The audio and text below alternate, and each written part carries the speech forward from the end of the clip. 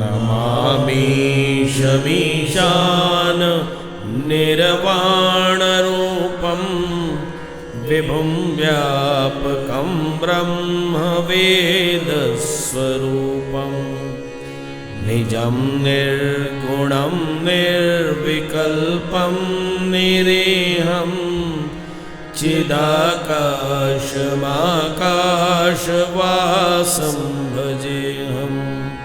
निराकारमोङ्कारमूलं